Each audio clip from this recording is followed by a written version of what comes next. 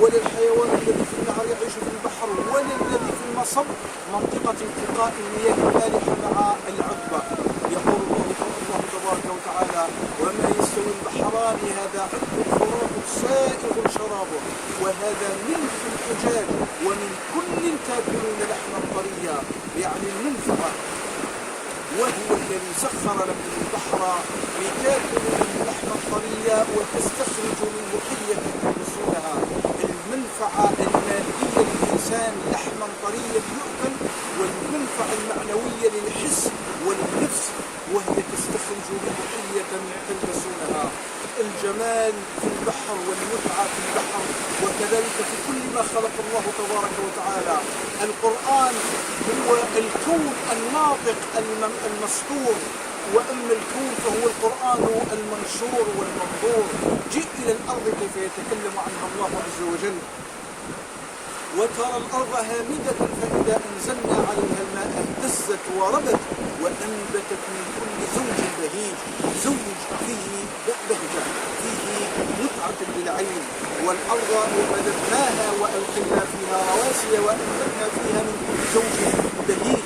وفي سورة لقمان: فأنبتنا فيها من كل زوج كريم.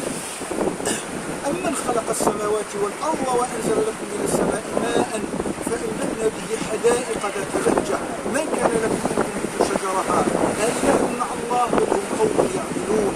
أمن جعل الأرض قرارا وجعل خلالها أنهارا وجعل لها رواسي وجعل بين البحرين حاجزا أإله مع الله.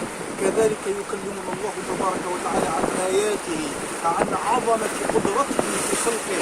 جئ إلى السماء كيف يتكلم عنها وكيف أنها سقفا محفوظا مزينا لمن؟ إنا زينا السماء الدنيا بزينة الكواكب وحفظا من كل شيطان مارد.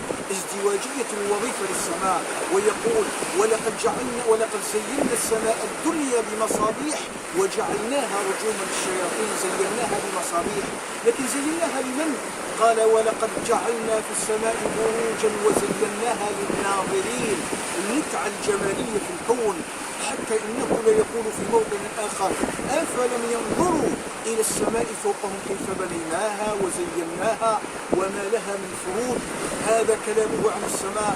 جئ بعد ذلك إلى ما خلق الله من الحيوانات حين يختار باختيار حكيم البغال والحمير والخيل، ومع ذلك يتكلم عنها بهذا الأسلوب: والخيل والبغال والحمير لتركبوها وزينة في هذه الأشياء. ويقول في الآية بعدها: ولكم فيها جمال حين تريحون وحين تسرحون. أي جمال يوجد في مثل هذه الحيوانات؟ ماذا لو تكلم عن الزرافة في خيلائها وتبخترها؟ ماذا إذا تكلم عن الغزالة في رشاقتها ونطاقها؟ كيف لو تكلم عن الأرانب وعن الطيور بأشكالها وألوانها وأصواتها؟ ما هو الأسلوب المناسب إذا تكلم عن هؤلاء وهو يتكلم عن البغال والحمير والخيل؟ ويقول: ولكم فيها جمال حين تريحون وحين تسرحون. القرآن الكريم يريد للإنسان أن لا يكون غليظ الحس، أن يكون له حسا يستشف منه الجمال في الكون. وجنات معروشات وغير معروشات والنخل والزرع مختلفا أكله والزيتون والرمان مشتبها متشابها وغير متشابه انظروا إلى ثمره. مشتبها وغير متشابه انظروا إلى ثمره إذا أثمر، ولا تأكلوا مباشرة. انظروا إلى هذه الثمرة كيف هي لونها وذوقها وشكلها. وفي الأرض قطع متجاورات وجنات من أعناب وزرع ونخيل صنوان وغير صنوان تسقى بماء واحد ونفضل بعضها على بعض في الأكل. آية من آيات الله عز وجل. إن في ذلك لآيات لقوم يعقلون. كل ذلك ليتعلم الإنسان خلقا رفيعا وأدبا عاليا في مسألة الجمال، حتى في معترك الحياة، في حال الشقاق والتنافر والتباغض مع الآخرين. قال فاهجرهم هجرا جميلا، فاصفح الصفح الجميل، فصبر جميل، سرحوهن سراحا جميلا. الجمال حتى في الأمور الصعبة والعسيرة في معاملات الإنسان. فاهجرهم هجرا جميلا، هجر لا إلية فيه. فاصفح الصفح الجميل، جمال لا عتب فيه. فصبر جميل، صبر لا شكوى فيه. فسرحوهن سراحا جميلا، صراح أو جمال لا حقد فيه.